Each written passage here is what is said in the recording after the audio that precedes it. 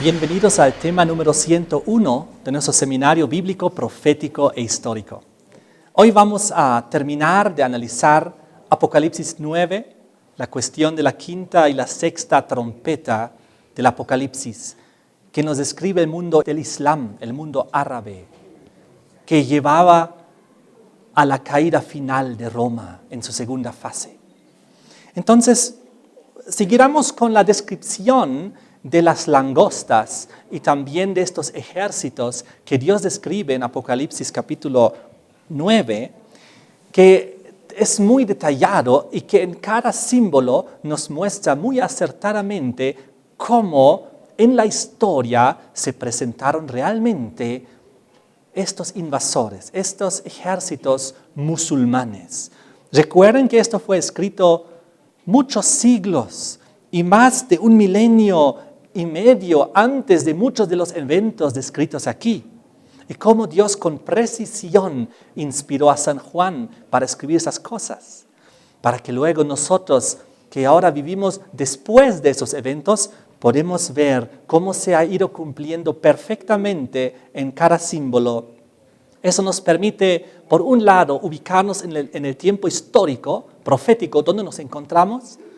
Nos permite ver que Dios está al mando y por otro lado nos muestra también que lo que está escrito aquí, todo es la verdad.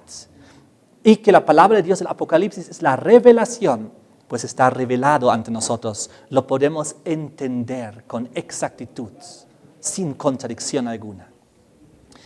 Apocalipsis 9 describía en los versículos 7 al 9 las langostas que eran semejantes a caballos preparados para la guerra. En las cabezas tenían como coronas de oro, sus caras eran como caras humanas, tenían cabello como cabello de mujer, sus dientes eran como de leones, tenían corazas como corazas de hierro, el ruido de sus alas era como el estruendo de muchos carros de caballos corriendo la batalla. Vimos en el tema pasado que Jueces 7, versículo 12, describía a los hijos del oriente justamente como un ejército enorme de langostas. La descripción y la apariencia que la palabra de Dios nos muestra es muy específica.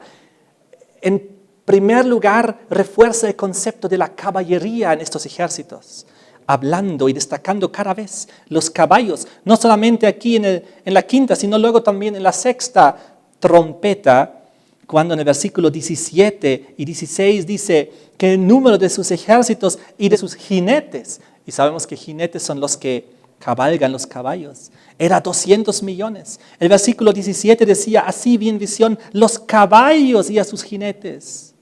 Y luego otras descripciones que vamos a ver luego. Lo que vemos aquí entonces es la descripción de la apariencia de los ejércitos musulmanes. Cuando nosotros vemos la apariencia de los ejércitos romanos, mayormente era infantería a pie.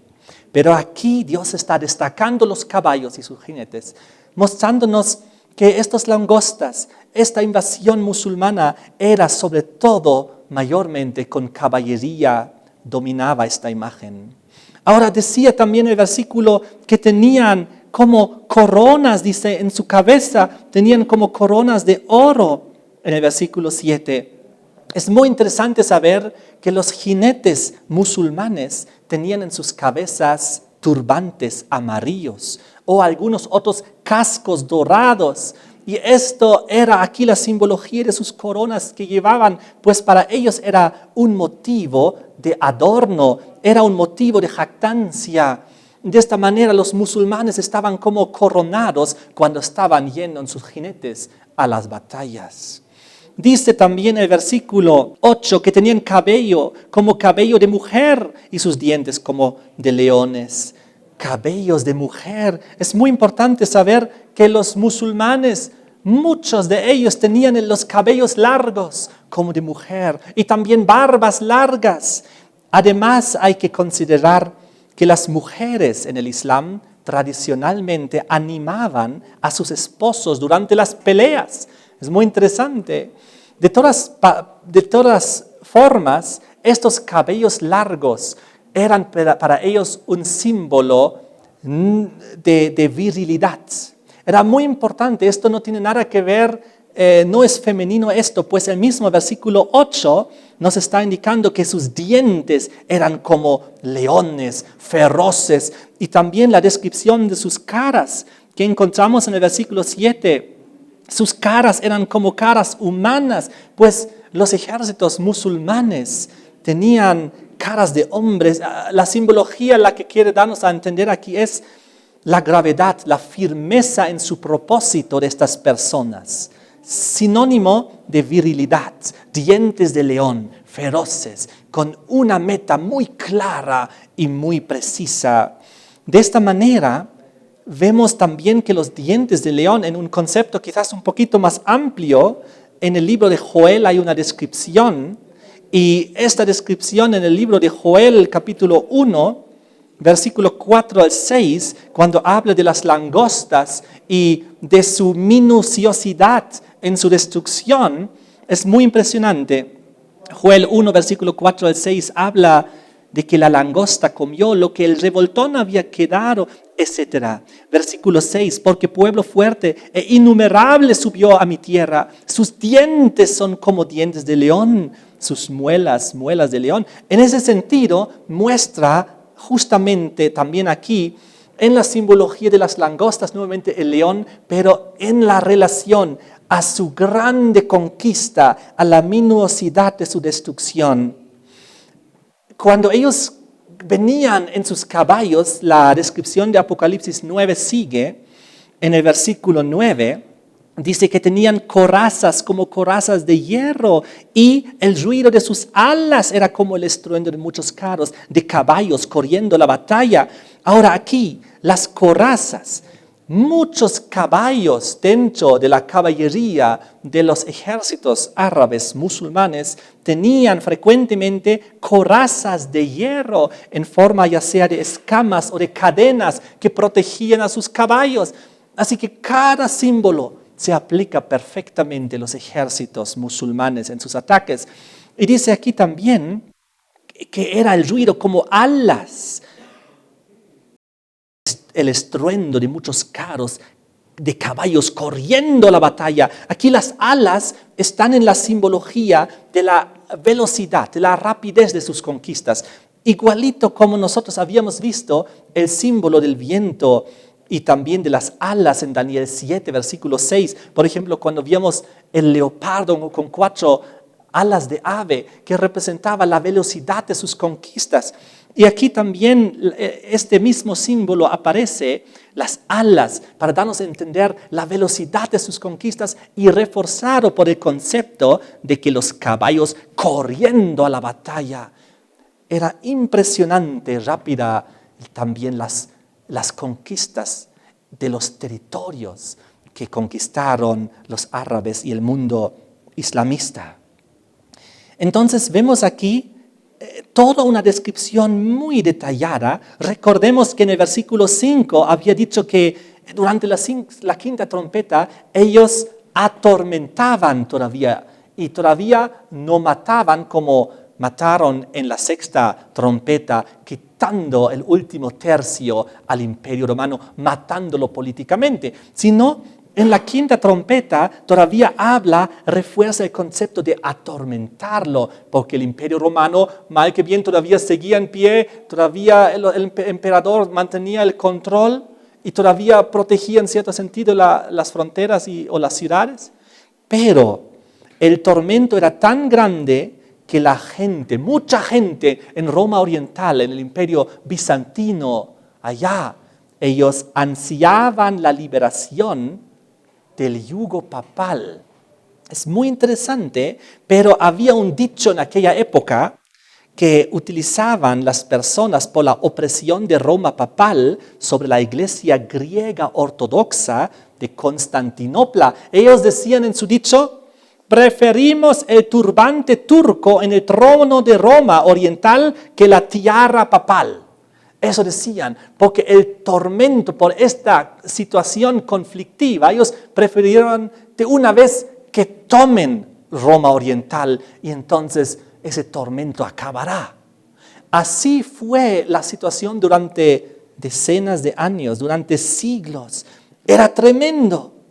Ahora, entramos en plena sexta trompeta.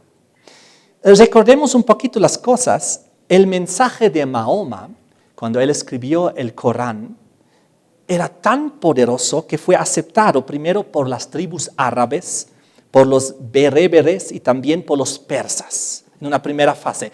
Pero en una segunda fase, a medida que fueron invadiendo y conquistando territorios, el Islam fue aceptado por los mongoles, por los turcos y por otros pueblos que todos abrazaron la religión del Islam. Aunque estos otros pueblos no habían sido originalmente árabes, eran otro tipo de pueblos, pero aceptaron esta religión nueva. Con el tiempo es interesante saber que los árabes perdieron la soberanía dentro de la fe islámica y también por cuestión de números. A medida que fueron conquistando otros pueblos que también se hicieron islamistas, los originales musulmanes, islamistas, lo que eran árabes, llegaron a ser la minoría dentro del gran mundo islamista que luego llegó a existir. Y en ese sentido, fueron los turcos los que dominaron a partir de cierto momento como más poderosos dentro del mundo islamista. El reinado otomano, que vamos a ver, que dominaba ahora en la sexta trompeta. Es aquel que llevó finalmente Roma imperial a la caída, Constantinopla a la caída. Fue el 29 de mayo de 1453 que finalmente Constantinopla cayó tras 2 meses de sitio turco. Desde entonces es llamado Estambul.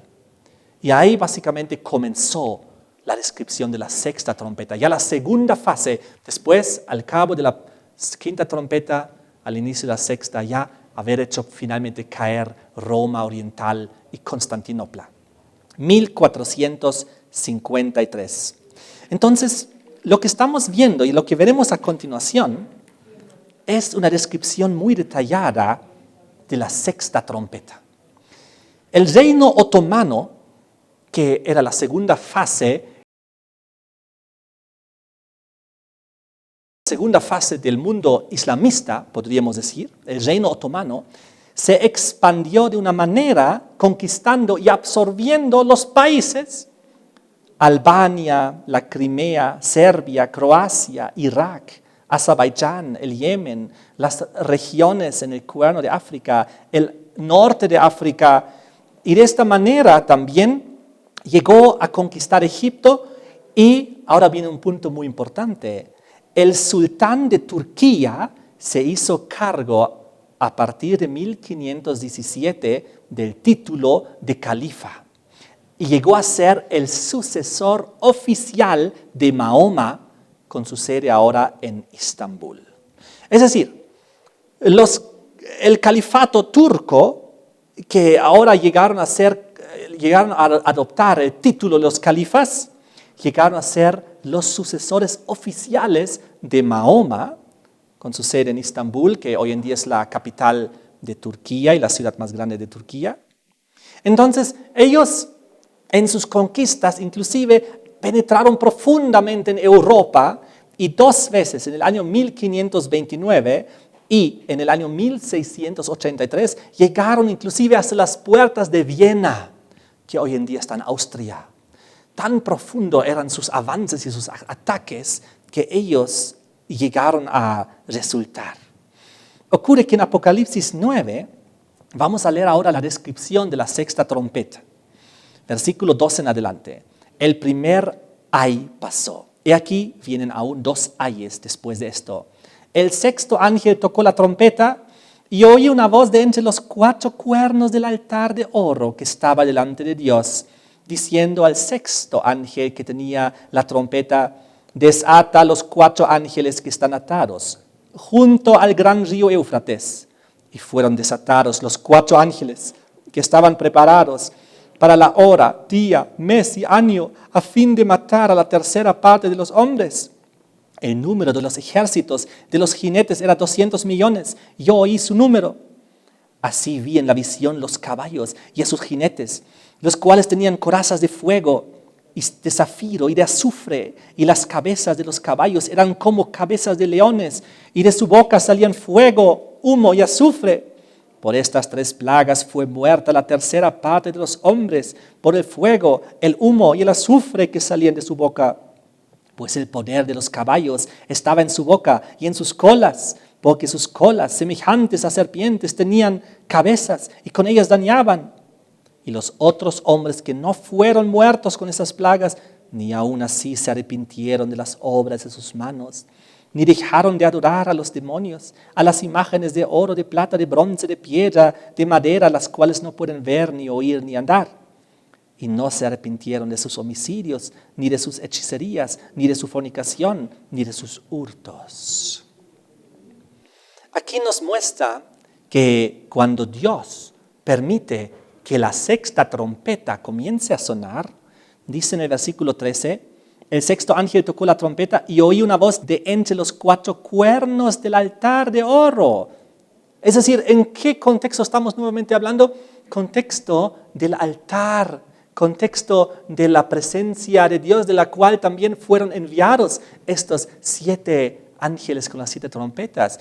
Todo esto nos lleva nuevamente al inicio, al preludio de las 7 trompetas, en el capítulo 8, versículo 2 al 5, donde el ángel con el incensario transmitía las oraciones de los mártires y de los hijos de Dios al cielo. Y entonces, como respuesta, finalmente en el versículo 5, había llenado el incensario de fuego del altar y lo había arrojado a la tierra como respuesta, como ya castigos, como juicios contra los opresores del pueblo de Dios. Y luego comenzaron las descripciones. Y ahora aquí en la 6ª trompeta se nos vuelve mentalmente a llevar una vez más para recordar qué es lo que estamos viendo. Estamos viendo azotes y castigos de parte de Dios que permite que ocurren ciertos eventos en la tierra para azotar y frenar y llevar a la caída a Roma.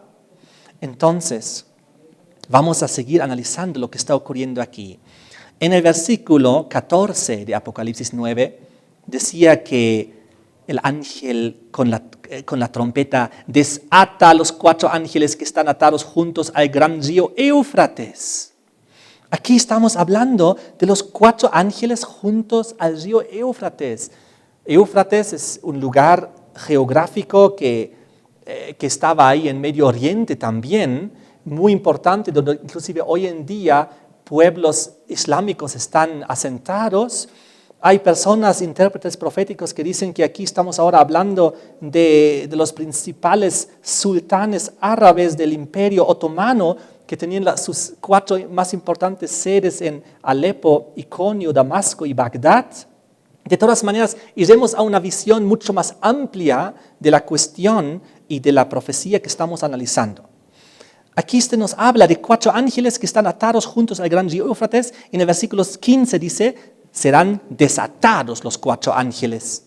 Entonces, en la profecía del Apocalipsis, la simbología de los 4 ángeles y de los 4 vientos y la simbología del Éufrates aparece en otros lugares más. Hay que tomarlos en cuenta para tener una visión amplia del contexto. En Apocalipsis, capítulo 16, versículo 12, aquí ya nos hablaba en la 6ª plaga con una simbología muy parecida. El 6º ángel derramó su copa sobre el gran río Éufrates y el agua de este se secó para que estuviesen preparado el camino a los reyes del oriente. Entonces, recordemos que el río Éufrates corría a través de Babilonia en la antigüedad. Aquella Babilonia donde Daniel y sus amigos estaban presos 600 años antes de Cristo, mucho antes de todas las historias que estamos analizando en este momento. Y entonces en aquella antigua Babilonia, el río Éufrates corría por medio de ello.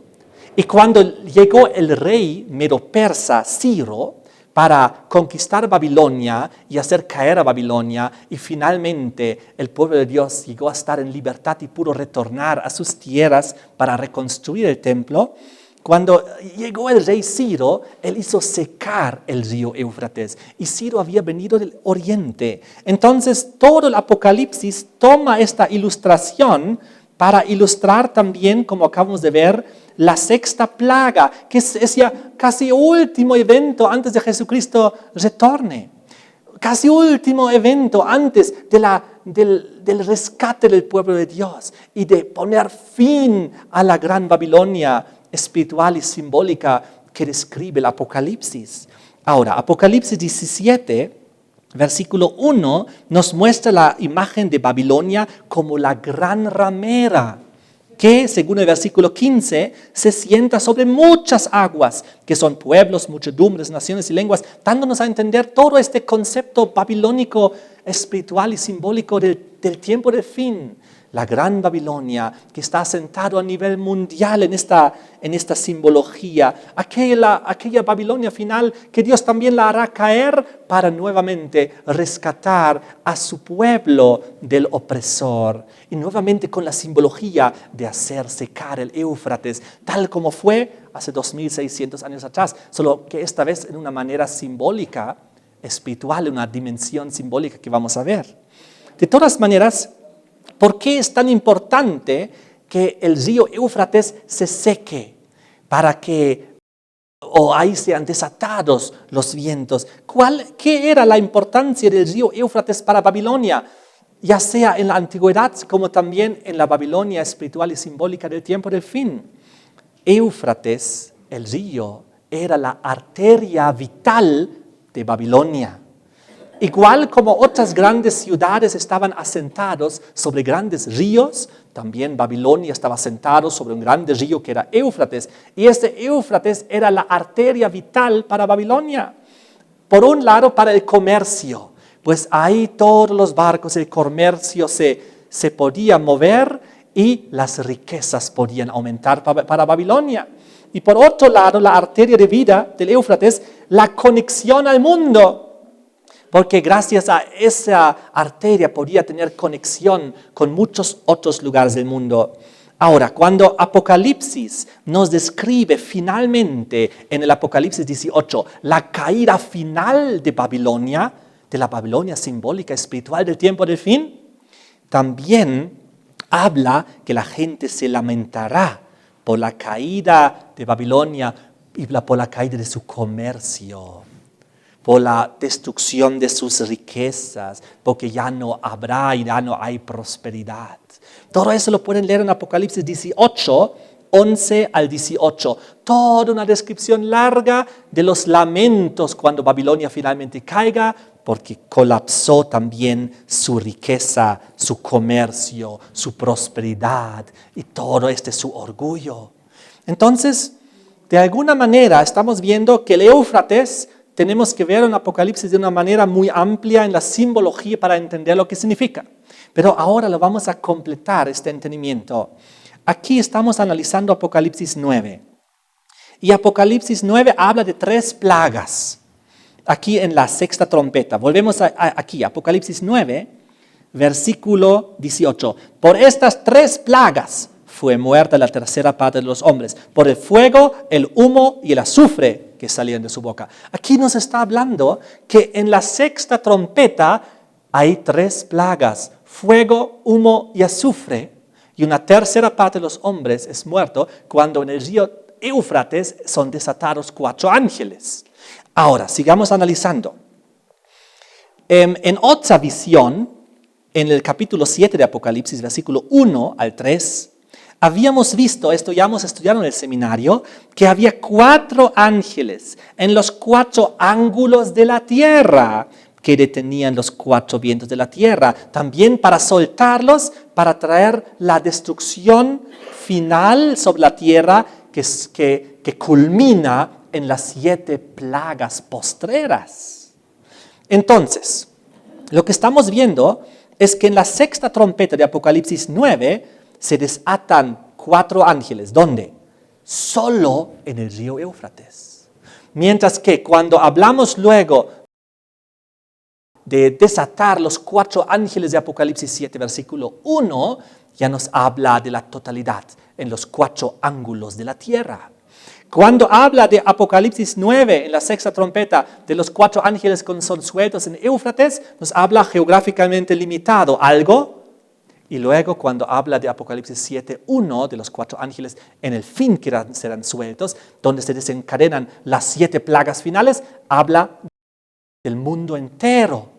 Cuando en Apocalipsis 9, en la sexta trompeta, nos habla de que los 4 ángeles del Éufrates son sueltos, nos habla que solamente 3 plagas son como consecuencia y los describe como fuego, humo y azufre.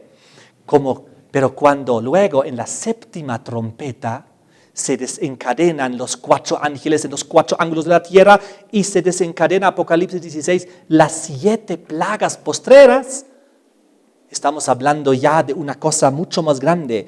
Cuando en Apocalipsis 9, en la sexta trompeta, hablamos de los 4 ángeles que son sueltos en el río Éufrates, nos habla de que a causa de sus 3 plagas que trae, es muerta, ¿cuánto? 1/3 parte de las personas, de las gentes, indica aquí en el versículo 15, para matar a la 1/3 parte de los hombres, mientras que cuando hablamos ya en la séptima trompeta, cuando los 4 ángeles son sueltos en los 4 ángulos de la tierra y ya traen las 7 postreras plagas, ya traen la muerte sobre la totalidad de las personas que tienen la marca de la bestia y la imagen de la bestia y que rechazaron el sello de Dios. Así que estamos viendo 2 ilustraciones que se complementan en un total, pero en 2 fases. La séptima trompeta, como ya hemos visto en temas anteriores, séptima trompeta descrita en Apocalipsis 11, versículo 15 en adelante, incluye las 7 plagas postreras, las finales. Entonces, la sexta trompeta tiene 3 plagas y la séptima trompeta, la última, tiene 7 plagas, las plagas postreras. ¿Por qué se llaman plagas postreras? Porque vienen después de las anteriores. ¿Y cuáles son las anteriores? Las 3 plagas descritas en Apocalipsis 9 en la sexta trompeta, completando 7 más 3, 10 plagas. Ahorita veremos a lo que se refiere esto. De todas maneras, cuando en la séptima trompeta, en Apocalipsis 11, versículo 18, nos habla de que la ira de Dios ha llegado. Versículo 18, tu ira ha venido. La ira de Dios. Pues la séptima trompeta incluye la ira de Dios. Y la ira de Dios está descrita en Apocalipsis 15, versículo 1. Vi en el cielo otra señal grande y admirable, 7 ángeles que tenían las 7 plagas postreras, porque en ellas se consumaba la ira de Dios. Es por eso que en la séptima trompeta ella incluye las 7 plagas finales, las postreras. Y la sexta trompeta incluye las 3 plagas, fuego, humo y azufre que estamos analizando ahorita. Entonces, tenemos que ver el panorama completo del Apocalipsis para entender esto. La séptima trompeta tiene 7 plagas, más las 3 de la sexta trompeta equivalen a 10. Eso nos recuerda inmediatamente a ¿qué? Las 10 plagas de Egipto. Ahora, el propósito del Apocalipsis es justamente esto, llevarnos a entender que la caída final de la Babilonia espiritual y simbólica del Apocalipsis es como fue la caída de Egipto en la antigüedad. Igual cayó con 10 plagas, igual así fue rescatado el pueblo de Dios al fin y al cabo. Nuevamente será rescatado al fin del tiempo. Es por eso que también en Apocalipsis 11, el versículo 8, describe la gran ciudad Babilonia y le da el nombre también de Egipto, porque son sinónimos finalmente. Dios nos sacará de Egipto, es lo mismo que Dios nos sacará de Babilonia. Dios nos rescatará de Egipto o de Babilonia o de Roma, es lo mismo. Dios hará caer las 7 plagas postreras sobre Egipto, sobre Babilonia, sobre Roma espiritual, que significa la Babilonia final, es lo mismo. Entonces Dios nos está mostrando diferentes ilustraciones para formar un gran cuadro para nuestra comprensión y entendimiento. En el Apocalipsis se fusionan varias ilustraciones de toda la Biblia, de juicios que Dios ha traído, y los vuelve a hacer aparecer en Apocalipsis para formar una gran imagen e ilustración para nuestra comprensión.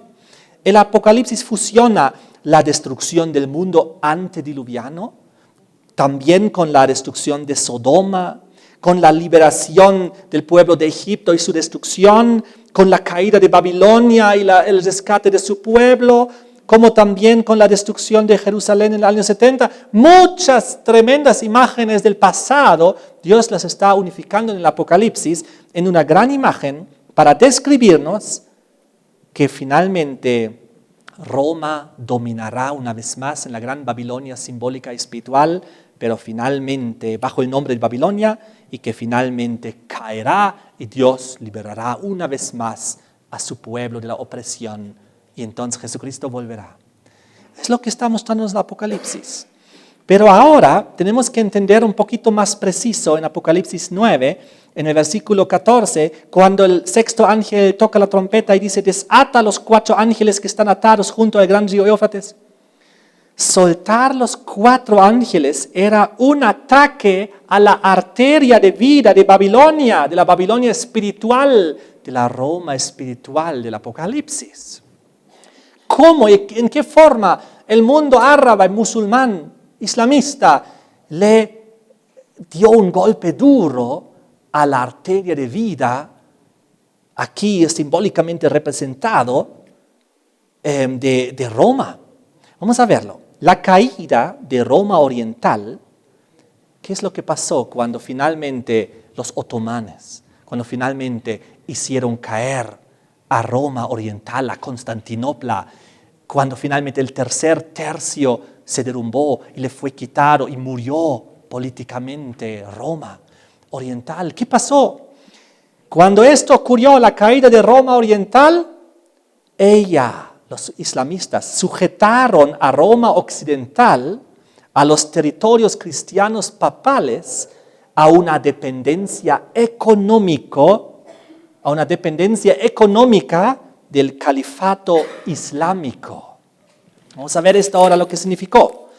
Las guerras que entonces hubo entre los territorios cristianos y los territorios otomanes y sus ejércitos eran un gran perjuicio. ¿Saben para quiénes? Para el comercio. Para el comercio. ¿Por qué? Los europeos ahora se vieron forzados a buscar nuevas rutas y nuevas alternativas de comercio. Ellos fueron en búsqueda de la ruta marítima a la India para desviar todo este problema del oriente con los turcos y los islamistas que estaban ahí y las constantes guerras. Uno no podía hacer comercio. Entonces fue afectado. Los europeos fueron forzados a buscar una ruta alternativa de comercio a la India. Entonces, en el año 1498 lo descubrió Vasco da Gama. Él lo descubrió finalmente, esta ruta a la India. Un poquito antes había salido en su búsqueda de la misma ruta marítima a la India Cristóbal Colón. Pero ¿a dónde había llegado él? ¿Qué había él descubierto en 1492? Había descubierto América. ¿Pero qué había buscado Colón? Una ruta alternativa marítima a la India. ¿Y qué descubrió? América. ¿Y por qué? Por la invasión del mundo islamista. Por la invasión del mundo árabe, de los musulmanes. Si eso no hubiese ocurrido, esta gente no hubiese ido en búsqueda de una ruta alternativa para el comercio a la India. Y por eso fue descubierto ¿qué? América. Qué interesante. Esto nos va a dar una pauta por qué la quinta y la sexta trompeta son tan importantes en el contexto histórico bíblico. Porque ellos facilitaron la reforma, facilitaron la huida del pueblo perseguido de Europa, América, y muchas otras consecuencias se han ido dando gracias a las invasiones musulmanas de la quinta y la sexta trompeta. La quinta trompeta nos mencionaba el humo del abismo, y como vimos en los temas pasados, era como un desencadenante. ¿Para qué? Para el renacimiento, para la reforma, para el esclarecimiento en contra de toda esa oscuridad y las tinieblas que reinaban en Roma medieval, oscura, y todo esto en Roma occidental. Y ahora estamos viendo la sexta trompeta, que el hecho de soltar estos 4 ángeles en el Éufrates nos dio el desencadenante para el descubrimiento de América. El desencadenante como garante del éxito de la Reforma. Sin estos eventos que Dios permitió y que Dios utilizó para frenar Roma, todos los otros eventos no hubiesen podido desencadenarse. Así que estamos viendo cada vez más la importancia de las trompetas y cómo Dios los permitió como azotes contra Roma y para la liberación de su pueblo en opresión. Cada trompeta que estamos viendo era un golpe contra Roma. No hay que olvidar esto, el contexto. Cada trompeta acerca a Roma a su caída final. Las 4 primeras trompetas cayó Roma occidental. En la quinta y la sexta cae Roma oriental y es debilitado Roma papal, ya la Roma en su segunda fase, la espiritual, la religiosa. Y finalmente la séptima trompeta, como hemos visto ya, hará colapsar la Babilonia ya grande, la última expresión babilónica bajo control de Roma que se está formando en este momento, que está bajo descripción en Apocalipsis 13 y otros capítulos que ya hemos analizado. Pero ocurre que en Apocalipsis 9 ahora nos describe un nuevo tiempo profético. Dice aquí en Apocalipsis 9, versículo 15, y fueron desatados los 4 ángeles que estaban preparados para la hora, día, mes y año, a fin de matar a la tercera parte de los hombres. Aquí nos habla un tiempo profético. Habla de hora, día, mes y año. Ahora iremos calculando. Comenzamos por atrás. Un año. ¿Cuántos días? 360 días, que se convierten en 360 años. Un mes igual a 30 días, que se convierten en 30 años. Un día igual a un año, que se convierte en un año profético. Y una hora, ahora 360 dividido entre 24, son exactamente 15 días. Es decir, una hora equivale a 15 días, aplicando de la misma manera la conversión. Día por año, un día equivale a un año y una hora que es una parte 24, equivale a 15 días en el cálculo. Entonces, tenemos en total, si nosotros sumamos hora, día, mes y año, 360 más 30 más 1 más 15 días. Tenemos 391 años y 15 días. Ahora, ¿qué es lo que ocurrió? El 27 de julio de 1449, que era la fecha que vimos ya en el tema pasado, sujeto a los 150 años, nos llevó a la fecha cuando hubo la nueva supremacía turca. ¿Se acuerdan?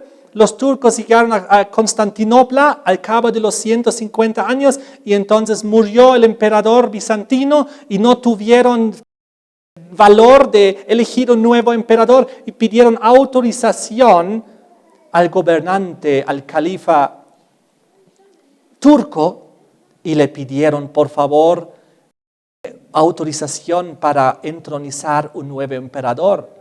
Y les dio permiso. Y recuerdan que justamente en esta fecha, entonces le dio permiso. Roma oriental estaba sujeta, sumisa al poder turco, al poder islámico, del musulmán. Entonces, en esa fecha, cuando habían terminado los 150 años, si ahora le añadimos este nuevo tiempo profético de 391 años y 15 días, llegamos al 11 de agosto 1840. ¿Qué pasó en esa fecha? Algo tiene que cumplirse en el momento exacto, porque no estamos hablando ahorita simplemente de años. Inclusive nos aumenta aquí hora, dando a entender 15 días. Nos está dando un tiempo profético exacto de 391 años y 15 días. Ahora, ¿qué pasó al cabo de los 391 años y 15 días que comenzaron a correr una vez que el Imperio de Oriente estaba sujeto al mundo musulmán? Justo al cabo de los 150 años comienza ya el segundo tiempo profético de los 391 con 15 días. llevándonos al 11 de agosto de 1840. ¿Qué pasó ahí? Antes de decir lo que pasó, quiero mencionarles que en el seminario ya vimos que había alrededor de estas fechas de 1840, 44 y un poco antes es el 31, había un movimiento que se llamaba el movimiento millerita. ¿Recuerdan ustedes?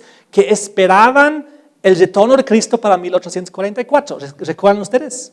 Entonces el movimiento millerita, adventista porque creía en el advenimiento de Cristo, pensaba que iba a ocurrir al cabo de los 2300 años, tardes y mañanas. Entonces había uno de sus pastores líderes que se llamaba Josiah Litch. Él estudiaba profundamente las profecías de Apocalipsis y de aquí la quinta y la sexta trompeta, y él descubrió y dijo, estos 391 años con 15 días, él predijo con 2 años de anticipación en 1838. Él dijo, en el 11 de agosto de 1840, de alguna manera va a caer el Imperio Otomano. Con 2 años de anticipación, él ya lo predijo. Entonces, ¿qué pasó? ¿Qué es lo que pasó el 11 de agosto de 1840?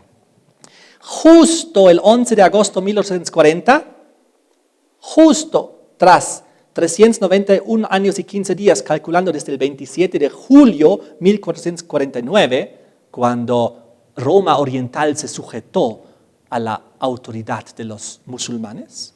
¿Qué pasó?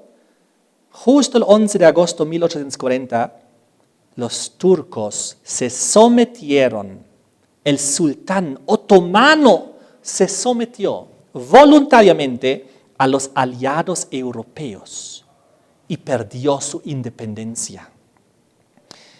Ellos firmaron un tratado en ese exacto día, el Tratado de Londres, firmado entre los turcos otomanos y las naciones cristianas, que en esa época eran Gran Bretaña, Austria, Prusia y Rusia, y entonces se sometieron voluntariamente, perdieron su independencia y cayeron bajo el control de las naciones cristianas. Tal como 391 años, 15 días antes, Roma Oriental se sometió a los turcos.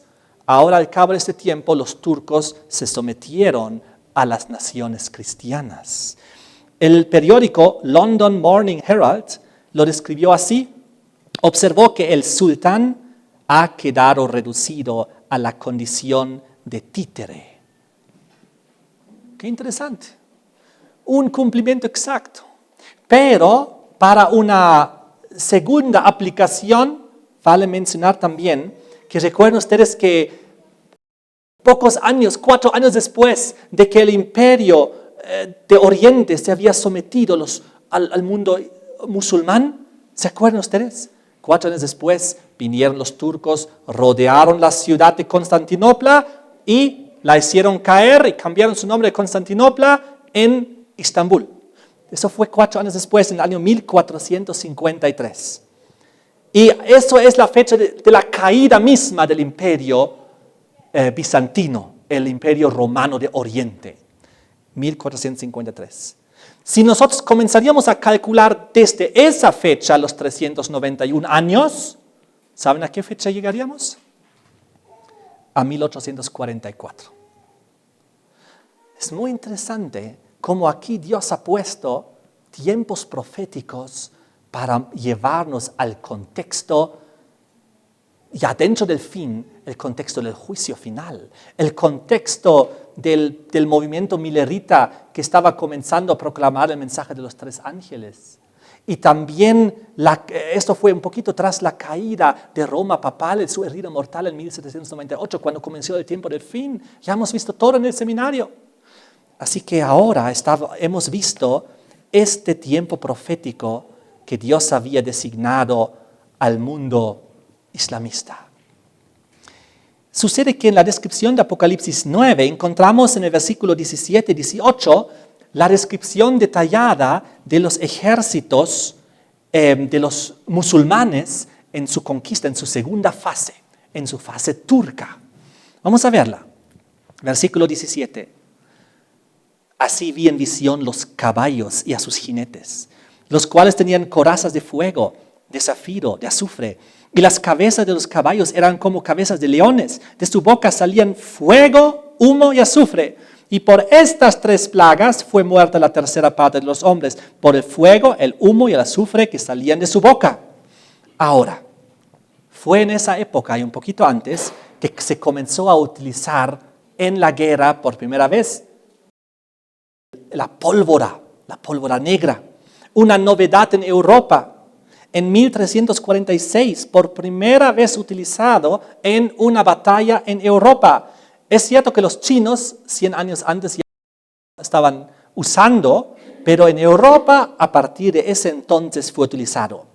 Armas de fuego. Hoy en día todavía decimos armas de fuego, ¿no es así? ¿Por qué? Fuego.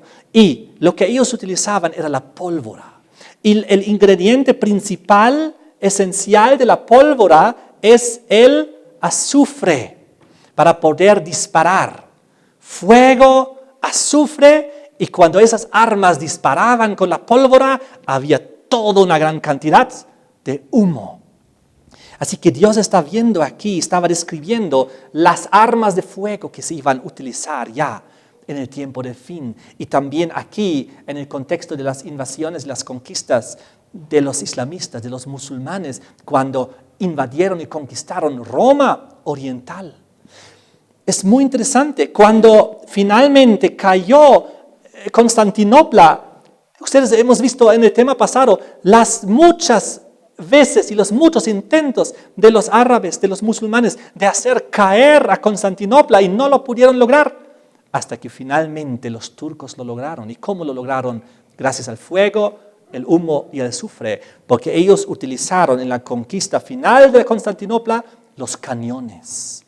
Y ahí pusieron la pólvora, y ahí con el fuego, el humo, ellos hicieron contra los muros de Constantinopla hasta que hubo finalmente una brecha y pudieron invadir y tomar la ciudad. Así fue. También describe en el versículo 19, su poder de los caballos estaba en su boca y en sus colas, porque sus colas semejantes a serpientes tenían cabezas y con ellas dañaban. Aquí está resaltando las colas también. Y recordemos de los caballos, de la caballería de los musulmanes. Las colas para los musulmanes de los caballos era como un estandarte para los turcos. Era símbolo de autoridad. Era como un emblema. Era para designar un cargo dentro del ejército musulmán. Entonces también las colas eran muy significativas. Ahora hablamos de los colores. Aquí en Apocalipsis 9, versículo 17, cuando nos habla, así vi en visión los caballos y a sus jinetes, los cuales tenían corazas de fuego, de zafiro, de azufre, y abajo lo describe, y su boca salía en fuego, humo y azufre. Los colores mencionados aquí, el color del fuego, ¿cuál es? El rojo. El color del azufre, ¿cuál es? El amarillo. Otras traducciones, en vez de decir zafiro, dicen jacinto.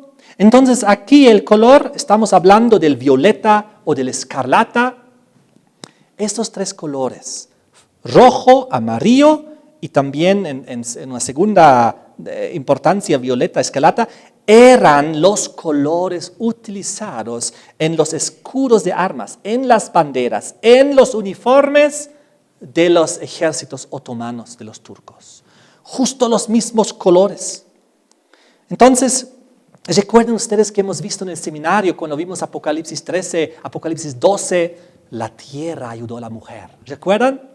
La tierra fue descubierto América y la mujer perseguida en Europa por los poderes papales, por la opresión, pudieron huir y escapar a esa tierra que se descubrió. Un lugar de libertad de conciencia, libertad religiosa, libertad civil, donde no te perseguían. Un lugar sin rey y sin papa. Entonces, gracias a quién fue descubierto esto indirectamente, gracias a las invasiones de los otomanos, de los turcos. Porque gracias a todas esas guerras, como vimos antes, los europeos tuvieron que buscar rutas alternativas a la India y descubrieron América. Y así Dios indirectamente utilizó al mundo islamista para dar a la reforma protestante un lugar de escape. Sigamos adelante. No solamente esto, los turcos, ¿en qué otro sentido ayudaron a la mujer? ¿De qué otra manera Dios utilizó la quinta y la sexta trompeta para ayudar a la reforma protestante. Ocurre que en esa época había un importante emperador, podríamos decir, un gran rey, se llamaba Carlos V. Se llamaba Carlos V y él quería destruir la reforma protestante. Él era un devoto católico romano, tenía altísima influencia en Europa en su época. Pero cada vez que él quería hacerlo y destruir la reforma protestante que recién estaba surgiendo, tuvo que cambiar sus planes. Cada vez que la destrucción de las fuerzas antirromanas parecía inminente, ¿qué es lo que pasó? Aparecieron los ejércitos turcos en la frontera, atacando el imperio romano, y Carlos V se vio forzado a redirigir todos sus esfuerzos bélicos, sus ejércitos, para frenar los musulmanes.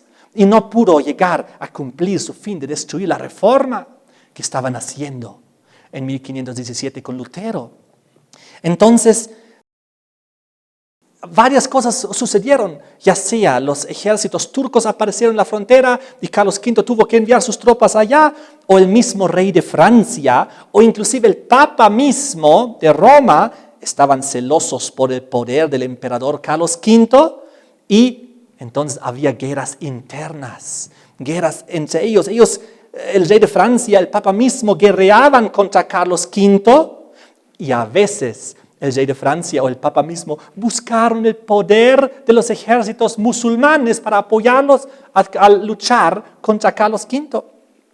Y en toda esta situación bélica en Europa, Asia, que se estaba dando ahí, la reforma protestante pudo crecer, pudo expandirse y fortalecerse en gran medida gracias a las guerras y los tumultos que había ahí entre Carlos V y el rey de Francia y el Papa, y con los musulmanes y los turcos invadiendo y conquistando. Una de las consecuencias, les quiero leer lo que dice una cita muy interesante respecto a esta época. En el año 1529, escuchen esto bien, el mismo año cuando la palabra protestante se usó por primera vez para describir ese nuevo movimiento religioso, Carlos V pensó por un momento que las circunstancias eran favorables para atacar a los herejes. Pero justamente en ese momento, a pedido especial del rey católico de Francia, Solimán el Magnífico envió un ejército musulmán para atacar a la católica ciudad de Viena. No le era posible a Carlos V combatir a protestantes y musulmanes al mismo tiempo. Dice también, las presiones otomanas sobre los Habsburgos, que era Carlos V y sus parientes, fueron un factor importante en la consolidación de las fuerzas de la Reforma y en su reconocimiento final. Las presiones otomanas. En los siglos XVI y XVII, el apoyo y el estímulo a los protestantes y calvinistas era uno de los principios fundamentales de la política otomana. ¿Cuál era uno de sus principios fundamentales de la política? Apoyar, estimular los protestantes y calvinistas. Y dice, el protestantismo no existiría si no fuera por los turcos, dice otro investigador. ¿Nos damos cuenta de la importancia de la quinta y la sexta trompeta que Dios utilizó para frenar Roma, para permitir el surgimiento de la reforma? Finalmente dice, Carlos V abdicó del trono imperial profundamente frustrado y desilusionado por su fracaso en su intento de hacer desaparecer el protestantismo. Uno de sus últimos actos fue encomendar a su hijo Felipe que se encargara de los herejes en España. Fueron reprimidos sin ninguna consideración por ningún ruego o favor. Pero ya no se podía frenar, porque cuando Carlos V tenía el poder suficiente, cuando se inició la reforma, no podía ponerle fin, porque estaban muy ocupados con los turcos que estaban atacando. Así que De esta manera, una de las consecuencias del Islam fue también la Revolución Francesa, que llevó a la herida mortal que conocemos del papado en 1798. El Islam terminó de cumplir finalmente su rol en la quinta trompeta de atormentar y en la sexta trompeta de matar el Imperio Romano. El primer y el segundo ay. En la sexta trompeta finalmente fue arrebatado la tercera parte de Roma, la cual fue originalmente subdividido, y ahí básicamente se cumplió su rol. Es muy interesante. Pocos años, 40 años, 42 años después de 1798, cuando Roma recibió su herida mortal, en 1840, lo que ya hemos visto, el Islam perdió su independencia política de exterior y también por mano de los aliados, las naciones cristianas a las cuales fue sujetado los turcos otomanos. Entonces, desde entonces, tal el Vaticano como también el mundo musulmán estaban en una época sin importancia política mundial. Pero ahora estamos viendo como ambos, el Vaticano, según su descripción de Apocalipsis 13 y 17, está resurgiendo al poder mundial una vez más, antes que venga Jesucristo, la gran Babilonia. Y también estamos viendo cómo el Islam también está nuevamente incrementándose su importancia a nivel mundial. Inclusive desde el 11 de septiembre 2001, desde ese ataque a las Torres Gemelas en Estados Unidos, desde entonces todos los días está en algún lugar en las noticias nuevamente tormentos de parte del mundo musulmán contra el mundo occidental cristiano. Muy interesante para, de alguna manera, ir analizándolo. De todas maneras, ¿cuál será el futuro del Islam? ¿Qué rol jugará el Islam en el fin? En el tercer ay. Recordemos que son 3 ayes, 2 hemos visto, quinta y sexta trompeta, y el principal actor era el Islam. Y ahora en el tercer ay, ¿de qué manera también volverá a jugar un rol? ¿Será otra vez un azote para Roma? ¿O se someterá a Roma? Nosotros hemos visto que finalmente todo el mundo, todas las naciones, tribus y lenguas y pueblos se someterán a Roma por la cuestión de la autoridad del domingo, del día del sol, que ha puesto Roma en lugar del sábado cuando cambió los tiempos y la ley. Daniel 7:25. Entonces hemos visto que en los últimos 15 años, es muy interesante, casi todos los países musulmanes están cambiando su fin de semana islámico, jueves, viernes, a un fin de semana cristiano, sábado, domingo, o sobre todo domingo, sujetándose ya a los tiempos establecidos por Roma. Ahora sabemos que el conflicto final será sábado, domingo. Autoridad de Dios versus autoridad de los hombres. Ley de Dios versus ley de los hombres. Entonces, ¿qué rol jugará el Islam todavía en todo esto? Hemos visto ya en el seminario la cuestión de María y cómo Roma utiliza a la Virgen María para también unirse con el mundo musulmán, con el Islam. Hemos visto las tendencias en esta tierra que nos llevan a un fin. De todas maneras, ¿será que también se vuelve a repetir la historia que el mundo islamista, que en la quinta trompeta era protección para aquellos que tenían el sello de Dios en sus frentes, también tendrá una última aplicación en el tercer ay? Cuando hay la última persecución, la imposición de la imagen de la bestia, y cuando habrá un grupo de guardadores de sábado en todo el mundo, los que firmemente mantienen el sello de Dios, ¿será que nuevamente el Islam quizás parcialmente jugará un rol para proteger también a hijos de Dios en esa condición, en el fin del tiempo? ¿O será que el Islam será engañado también por Roma, como será el resto del mundo? Y en la descripción de Apocalipsis 17, 16, cuando finalmente el mundo reconocerá que ha sido engañado espiritualmente por Roma y que está condenado para la destrucción en el abismo, ¿será que aquí en Apocalipsis 17, 16 se aplicará esto también al mundo islamista los 10 cuernos, recordemos los 10 reyes de la tierra, el conjunto de los reinos de la tierra, las naciones unidas en un propósito. Y dice, aborrecerán a la ramera, la dejarán desolada y desnuda, y devorarán sus carnes y la quemarán con fuego. ¿Será que también el Islam será parte de este cumplimiento de azotar finalmente tras ser engañados también por Roma a Roma? Ustedes saben el carácter que ha tenido en la quinta y la sexta trompeta, ese carácter fuerte de conquista y también de bélico. ¿O se cumplirá también en el Islam lo que describe Isaías capítulo 60? Isaías capítulo 60 nos muestra otro posible futuro del Islam. Isaías 60, versículos 6 y 7. Multitud de camellos te cubrirá, dromedarios de Madián y de Efa, vendrán todos los de Sabá, traerán oro e incienso y publicarán alabanzas al Señor.